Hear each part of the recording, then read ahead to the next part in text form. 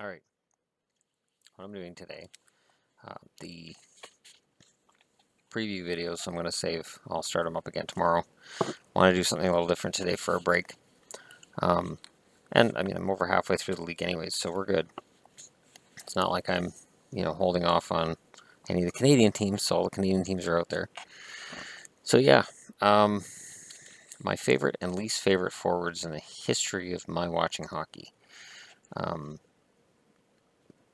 with the lists that I was reading through and stuff I've been reading up on and players I've been reading about, it's reminding me of players I really liked and players I really didn't. So I've got a list of 25. Is it 25 or 26?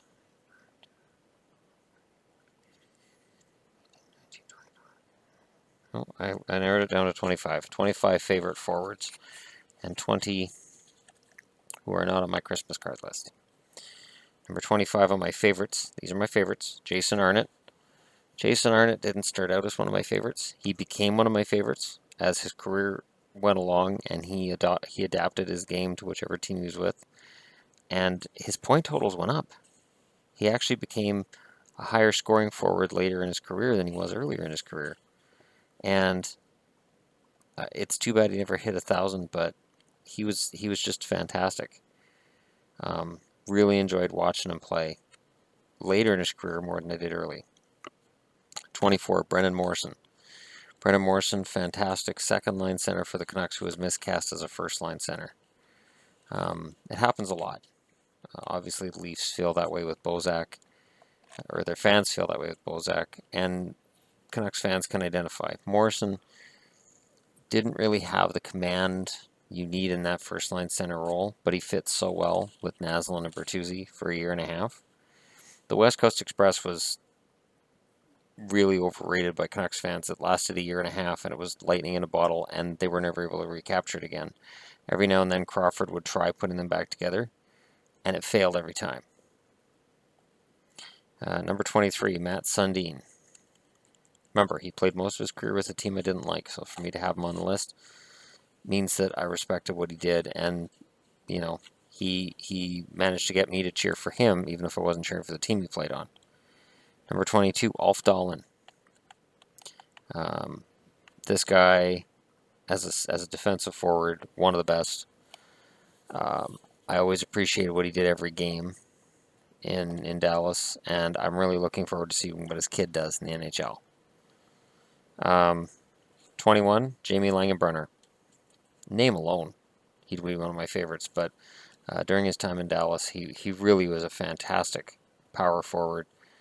He could play on any line, and as he aged, he adapted his game to whatever role a team asked him to play, and I never heard a complaint about him or from him. Number 20, Jerome McGinley. Keep in mind he was in Calgary most of his career. I hate Calgary. But Iginla scared me. And I had one rule I used to give the Canucks every game. I would yell it at the TV, don't wake Iginla up.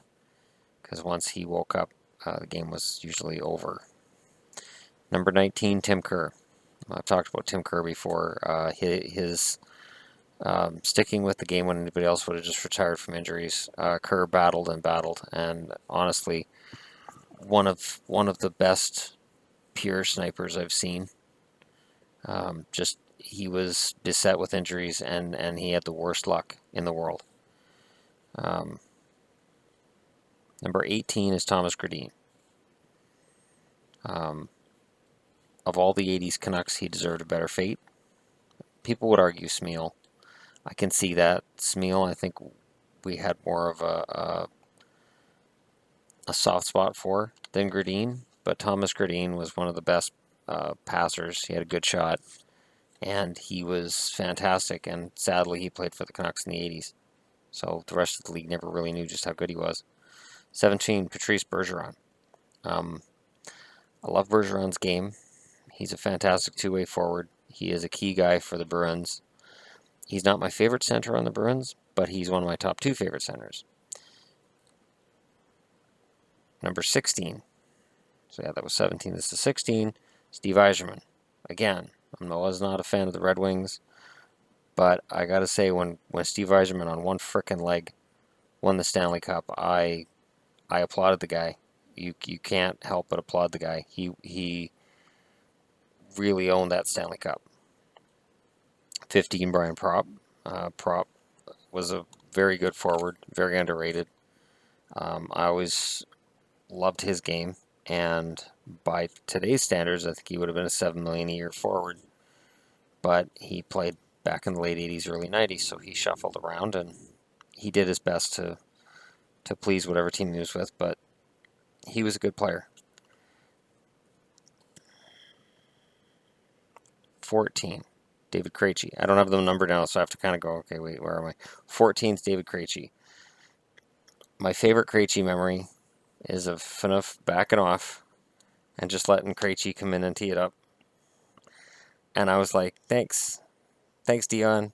I owe you one. I owe you one for backing off. Because when he backed off, I yelled out loud watching TV, he's going to score! Because I knew it's like, there was no way he wouldn't score. Because Phaneuf was backing off to let him tee up. Like, I want to go golfing. Can you finish this? And Krejci obliged. It was fantastic. One of the greatest memories I have as a hockey fan. 13, Nikita Kucherov. Kucherov has been a favorite of mine since the first time I saw him as a rookie. I've followed his career all the way along. I never understood why he was drafted so late. I never understood why he wasn't mentioned in any of the hockey books when it came to, prospects. I knew this kid was going to be fantastic. I didn't know he was going to be this good, but I knew he was going to be pretty fantastic. Number 12, Glenn Murray, who had the nickname Little Cam, as in Little Cam Neely. Glenn Murray gets this spot because of what he did after he came back to the Bruins. He moved around the league, he bounced around a bit, and he looked like he was probably done, and then he went back to the Bruins, and he became that dominant forward again. And it was so much fun to watch him. And again, he's one of those guys who's easy to forget, unless you're a fan of this team, and he's impossible to forget. Honorable mention in that category would be Dave Christian. Was another one for Boston that I loved his game. He just barely misses this list. Number 12, Mike Modano. I'm a Dallas fan, so Mike Modano. Number 11, Adam Oates. Is Oates 11 or 10? That'd be 10. Modano's 11, Oates is 10. Man, without numbering, I just get lost. Anyways, but I'm going up the list, so I know I'm not missing anybody. So 10's Adam Oates. I loved Oates in St. Louis, which was weird because I hated Brett Hull in St. Louis at the same time that I loved Oates. Oates had eyes in the back of his head, and he brought Brett Hull to 86 goals, and then he brought Cam Neely to 50 goals in 50 games. And based on those two stats, I would say he is the best passer I've ever seen. I've never seen anybody who's able to take more than one player and make them a star. Super, mega star, as Adam Oates was able to do. Number 9, Jeff Courtnall. Courtnall gets the nod based on his overtime goals in the playoffs in '94. Like, he was a clutch guy. He was fantastic. If it was overtime, I wanted Courtnall to have the puck. I really wanted Jeff, and I wanted him to just frickin' rip it. Just rip it from the hash marks. And, that puck was going in. Number 8, Pavel Bure. Most Canucks would have him higher on their list. I don't.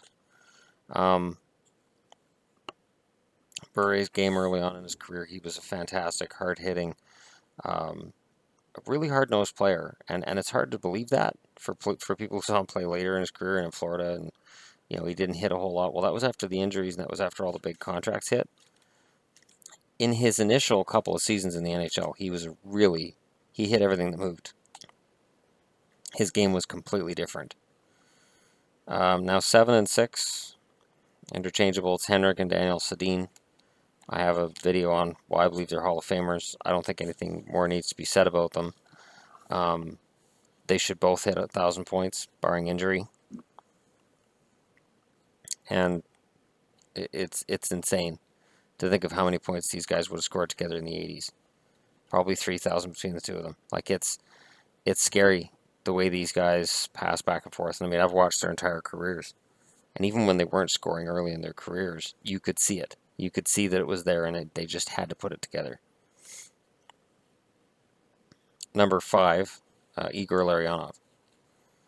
Oh yeah, Larionov. I think in '94, if the Canucks had Larionov in their lineup, they beat the Rangers. The fact that Larionov left and went to San Jose is heartbreaking. I never really got over that. And then I watched Larionov go to Detroit and win cups. That didn't make it better. it made it a lot worse. Larionov was a warrior, and he didn't need to score either. He didn't need to score 20, 30 goals for me to know how key he was for Vancouver. He was absolutely the key member of their forward group because he could play anywhere. Number 4 is Greg Adams and Gus Adams. I've talked about him before. Fantastic. All he did was score goals and play fantastic hockey. And the Canucks rewarded him by just ditching him, like they did with Courtnall and Jelena, who was almost on this list, and Linden, who was almost on this list too. No, Linden's not on this list. I am a Canucks fan, and Linden's not my favorite 25. I'm sorry. I may have to turn in some kind of a membership card. Number 3 is Cliff Ronning. I, to this day, have never seen a forward with more determination and more heart than Ronning. He defied the odds. He went to expansion team after expansion team. Sorry. And he was always awesome. He was always on. And you know, all he did was score points, and he was a leader, and I never heard any complaints about him either, other than when he went to LA. The only mistake he ever made was allowing a trade to LA. He should have said, I'm not going to LA. I'll stay here. Can I go to the Thrashers? I do really well on expansion teams. I don't want to go to LA. Number 2, Jamie Benn. The $9.5 million a year player, Jamie Benn. I absolutely love everything about Jamie Benn's game, and I have since he was a rookie. And I remember when he was a rookie and reading, there's a hockey magazine I still have that says, well, Ben scored a lot of points as a rookie. This is likely the most he was ever going to get. And I'm like, no, sky's the limit. Sky's the limit. Number 1, who else? Cam Neely. Now, my 20 least favorite. This was tough. Because I had guys in my head like Jordan Tutu. I don't like Jordan Tutu. But I don't hate Jordan Tutu. And Andrew Ladd. I don't hate Andrew Ladd. I can't have Andrew Ladd on this list. I had reasons for these guys to be on the list. And it can't just be some vague feeling, unless it's a vague feeling, but I don't think so. Number 20, Sergio Momesso. And I hate to have him on this list, because he was part of those Canucks that I have on the other side. But he took so many stupid penalties. And it was really frustrating to watch. And then after a couple years in Vancouver, when the scoring disappeared, well, ask a Toronto fan, and they'll tell you that Momesso is all about the penalty minutes. Number 19, Joel Otto. He kicked the puck in. Number 18, Patrick Steffen. If Patrick would like to argue over the fact that he's in this spot, number 18, there's an empty net behind me. I want to see him hit it. Number 17, David Boland. Rat-faced. He is rat-faced. I think there was something, Vancouver said something about him being rat-faced. And I looked at pictures of him and I'm like, he does have a rat face. And he made me angry numerous times. In a bad way when he was in Chicago. And he hasn't done enough since then to justify me not being angry with him. 16, Peter Klima. It was double overtime. He hadn't played since, I think, the second period or third period. He was asked to the bench because he sucked. The Bruins are frickin' tired, and Klima goes on the ice, skates through everybody, and scores. Prick. He's here because he sucked. And then he scored the goal in overtime that knocked these guys down in the series, and they never recovered. Peter frickin' Klima, I remember yelling at the TV. I knew he was going to score. I was so upset. Here's Ray Bork, who's played about 55 minutes in the game, and Peter Klima's played about 30 seconds. So Klima just goes around Bork. I'm like, yeah. I'm still angry. That was 30 years ago. Shane Corson's number 15, because I hated Shane Corson. I hated him as a Hab. I hated him as a Leaf. I hated him as a Blue. It didn't matter where he went. I couldn't stand him. If you thought I was going to go Dr. Zeus with that, I'm sorry. It sounded like it the way I did the three there, and I hated him. It's kind of green eggs and ham, and I'm sorry. If you're disappointed, you can go find a copy of Green Eggs and Ham while I finish this list. 14's Craig Janney. Craig Janney sucked in Boston. They traded him to St. Louis because he sucks. Then St. Louis traded him to Vancouver, but he found out that I cheer for Vancouver, so he knew that I thought he sucked, so he refused to come to Vancouver, so he got Jeff Brown instead and went to the Stanley Cup Final. We would have lost in the first round if we had got Craig Janney, because Craig Janney sucks. Couldn't stand the guy. He didn't hit anything, and couldn't stand him. And when he refused to come to Vancouver, I'm like, I knew I hated you. I knew I did. I knew it. And we were trying to get rid of Nedved. I was like, we got to get rid of Nedved. And then they're like, well, for Craig Janney. And I'm like, no, not Janney. No. Isn't there a pylon we can get? Save us some money. 13, and going up the list is Evander Kane. What is wrong with this kid? He has all the talent in the world, and he just can't stop being a douche. Speaking of douches, at number 12, I have Glenn Anderson. I was neutral on Glenn Anderson until he became a St. Louis Blue, and he decided to pick fights with Canucks. Well, he'd kind of pick fights, and then he'd hide. And then he'd giggle about it, and then he'd come up and pick another fight, and then he'd go and hide. And it was like, oh, you little rat. And he evolved into the league's worst rat later in his career, and it drove me nuts. It's like, who died made you Ken Linsman? Which is ironic, because Ken Linsman is not on my list. Linsman owned what he was. Linsman was a beauty to behold. Really was. Tikkanen as well. Tikkanen's not on this list. Tikkanen would be on this list for the fact that when Vancouver had him, their doctors and their therapists worked with him constantly to deal with back issues and other injury problems he had, and really fixed him. And then when he got traded from Vancouver, he shit-talked Vancouver on his way out the door. And he lost a lot of respect from me then. But this is the same Esa Tikkanen who broke his stick and then skates over and takes Peter Stastny's. Just skates over and takes it. Peter Stastny punches him. Stastny gets a penalty. And this is the same Esa Tikkanen skating behind the net against, I think it was when Hayward in San Jose at the time, or was it with Montreal? And Tikkanen took Hayward's stick, goal stick, and tried to stick it up his jersey as if he was hiding. Hayward has his blocker and just starts wailing.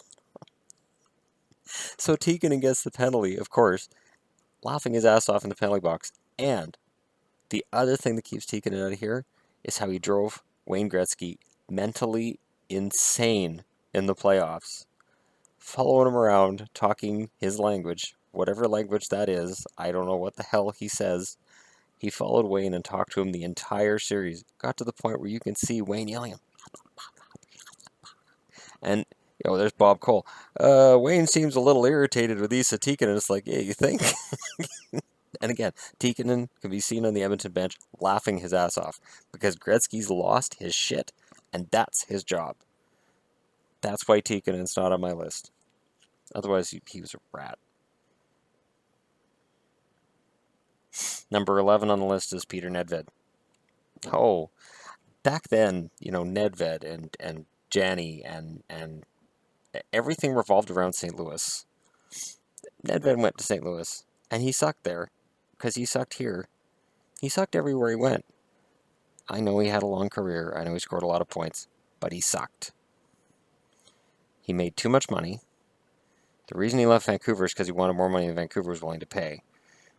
And, you know, yeah, there was stuff I heard back then, but because I didn't hear it directly, I'm not going to repeat it out loud. But let me say that what I heard from somebody who was a friend of his family's, his attitude on his way out the door with Vancouver, I hated him forever for that. Because he had this sense of entitlement, like, well, I scored this amount, you scored that amount, therefore I'm more important than you are. And that's not how hockey works. Number 10, Zach Ronaldo. I don't know why the fuck he's still in the NHL. I don't know why he's got a job. Boston, deal with it. Cut his ass. Cut him. He does nothing except hurt you. He makes you look like douchebags. He looks terrible in a Boston jersey. I hated him in Philly. I can't stand him in Boston. Number 9, Brad Marchand. Also Boston. Marchand's on this list for low-balling or low-bridging Salo. And just for a lot of the shit he pulls. And he doesn't pull it as often as he used to. Claude Julien's done a fantastic job reining him in. I've watched in games where he starts getting that edge and you can see he's going to do something. And Julien will grab him by the jersey. And no. You can see him just like, you're not doing this. You're not hurting us this way. Or after a low bridge hit or something like that, he'll give him shit. If Claude Julien gets fired by the Bruins and they bring in a coach that's not as rough with the players, Brad Marchand will go back to being the worst cheap shot artist in the NHL, and he'll get suspended about 3 times a season because Julien is the only one keeping him in line. I don't like a lot of the things Claude Julien does, but Brad Marchand's under control because of Julien. Number 8, Ryan Kesler. Kesler is on this list because of the way he left Vancouver and the classless way he played for Vancouver. And when a guy misses him with a high stick by about 1.5 feet, and he throws his head back like he's been shot, and he does this, like he's checking for blood while the referee's giving a penalty to the guy, you are a classless player. And the thing is, you look at the guys in my favorites list. Did Yzerman ever do that? Would Yzerman have ever done that? Yzerman was cut and bloodied most games. Crosby takes all kinds of physical abuse. Does he embellish once in a while? Yeah, not like that. Come on. He's not in my favorites, but he's not in my hated either. Fucking Kesler. Ironically, Kessel would have been on this list when he was in Toronto. He's not on this list anymore. Absolutely loved his game in Pittsburgh. He's absolutely turned his whole game around. Number 7 is Darcy Tucker. Dirty player. I think he cost the Leafs games. I think he was one of the dirtiest rats I've seen. Keep in mind, Ken Linseman's not on my list. I watched Linsman play. Number 6, Dan Quinn. Dan Quinn is the only player I've seen get traded for peanuts when he was the leading scorer for the team, and that was Ottawa. And when the GM says, the guy's a cancer, you got to get him out of your locker room, that's basically what he said, a very thinly veiled statement. That's pretty damning. And he moved around the league a lot later in years. And there was a lot of nasty insinuations about Dan Quinn. And again, through NHL fan gossip, yeah, a lot of the rumors about Dan Quinn, from what I heard, were 100% accurate. But again, I can't get into that. Number 5, Brandon Prust. I hated him in Montreal. I hated him for the classless way he handled Ottawa, knocking them out of the playoffs. An absolute prick. Was it Alfredson that caught his gloves? Is it Alfredson, Spezza? It was an Ottawa player that caught his gloves. He takes his gloves and throws them. So the Ottawa player goes, whatever, and throws his gloves up into the crowd. Like, here's a souvenir. One of the funniest things I've ever seen. Because Prust was, like, throwing this hissy fit on his way off the ice. Luch should be on this list. See, with the hated list, I made myself a promise I wasn't going to open a book. But when I kept saying classless enough, and eventually the spirit of Milan Lucic shows up, and I remember him threatening the Montreal Canadiens on his way through the lineup and the handshakes. Pretty damn classless. So I'll say he's tied with Brandon Prust. classless brothers can hang out together and they can threaten each other in lineups. Number 4, Matt Cook. Anybody who saw Matt Cook play, I don't have to explain why Matt Cook's on this list. I really don't. And again, this is a guy who started out in Vancouver. And I loved him until the first dirty hit I saw. And I was like, maybe he didn't mean that. And then I saw more. And he was a really dirty player. And I was very glad when finally teams stopped signing him. Number 3, Mike Ribeiro. Kind of looks like a rat. Might be related to Dave Bolin. Don't know. But regardless, this goes back to when he was in Montreal. And he acted his way into Boston getting a penalty. And he giggled and laughed about it. And I'm sorry. That's not how you play sports. You don't. You don't fake to get a power play. And then, yay, I'm awesome. No, you're just being a prick. Number 2, Sean Avery. This is the list, isn't it? Isn't this like the greatest list ever?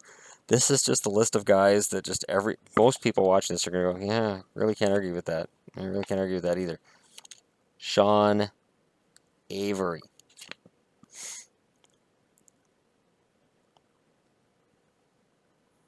To this day, I think Elijah Cuthbert wants to slap him across the face. And rightfully so. Rightfully so. Number 1, Mark Messier. I guarantee you, take this to the bank, because Mark Messier makes guarantees too. Mark Messier will always be my most hated player. The Vancouver Canucks were a shit organization when he came here, and he managed to make them worse. His 3 years in Vancouver, where he played with Bure and McGillney, he made the entire team suck. And when you've got Bure, McGillney, and Messier, and you can't win a game, that's really, really bad. And he was the reason Linden got booted out of here, and everything was just the worst it's ever been in Vancouver with Mark Messier here. And I really, as much as I admire everything he did in Edmonton, and he's got more Stanley Cup rings and he's got fingers on one hand, doesn't matter. I just don't have, I don't have the stomach for him. I never have, and I still don't. Honorable mentions as well, young Eric Lindros. I mean, not the new reborn Eric Lindros that we're seeing now going into the Hall of Fame. Everybody loves Eric. It's like, no, we didn't.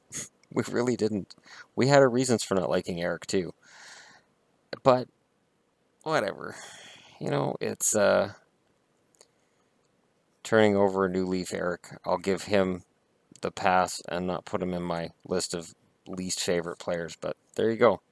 My 25 favorites and my 20 least favorite forwards. In terms of doing a video on the greatest forwards of all time, I'll think about it. But holy crap, is that hard to do. And that's just in my era. That's not even, guessing with players that I never saw play. I've never understood why people do that. Why people make lists of greatests and they include people that they never saw play hockey. How do you know? Based on a couple highlights? No. Base it on what you've seen, because that's the best way to go. Alrighty. Thanks for watching.